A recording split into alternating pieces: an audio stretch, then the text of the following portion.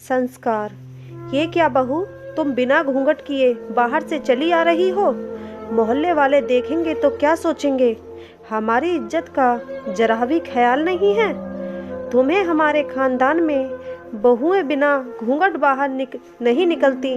कितनी बार समझाया है तुम्हें, पर तुमने तो सास की बात न मानने की कसम खा रखी है।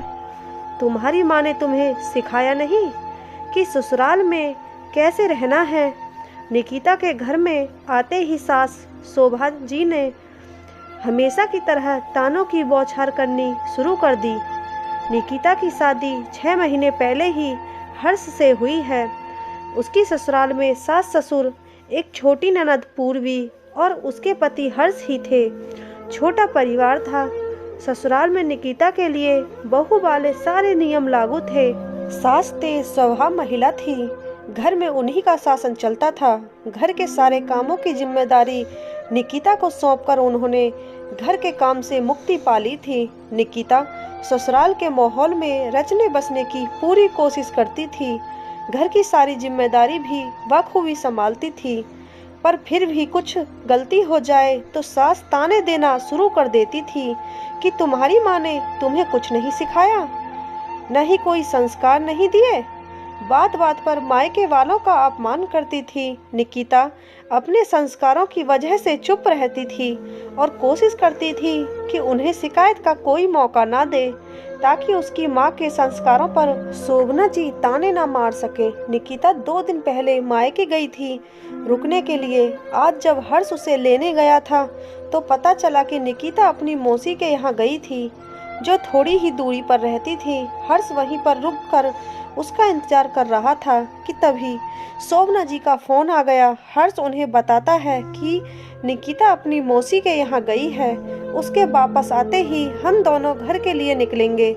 यह सुनकर शोभना जी का गुस्सा 7वें आसमान पर पहुंच गया कि बिना उनकी इजाजत के वह किसी रिश्तेदार के यहाँ कैसे चली गई। फोन पर हर्ष ने न जाने क्या बात हुई। हर्ष निकिता को लेने उसकी मौसी के घर पहुंच गया। वो बहुत गुस्से में था।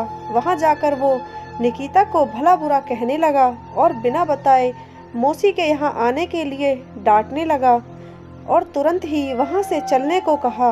वहां उसको अचानक इस तरह आया देखकर सभी आश्चर्यचकित थे। सबने उसे समझाने की कोशिश की तो उन्होंने भी अपशब्द कहने लगा। बेचारी निकिता के शर्म और अपमान के कारण आंसू नहीं रुक रहे थे।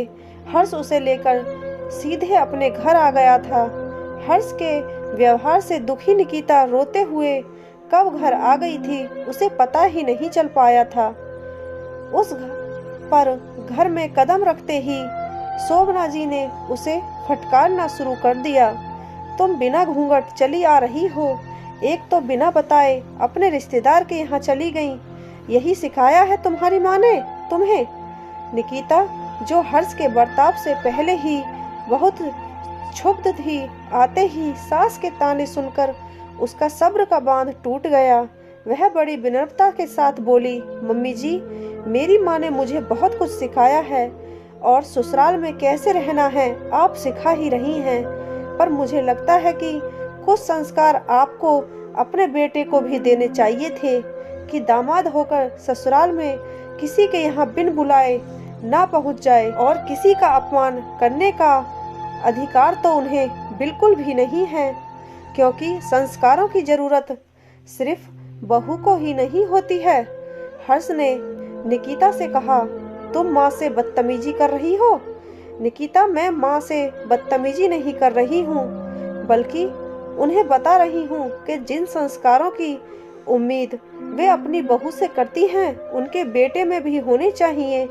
बहू को कैसे रहना चाहिए ये बात तो मम्मी जी हमेशा बताती हैं, पर दामाद को ससुराल में कैसा व्यवहार करना चाहिए ये बात शायद आपको बताना भूल गई। निकिता से ऐसे जवाब की दोनों को उम्मीद न थी। उसका जवाब सुन और उसका क्रोध देख दोनों ने शांत रहना ही उचित समझा। शोभना जी ऐसा दोबारा न होने का आश्वासन दे अपने कमरे में चली गई।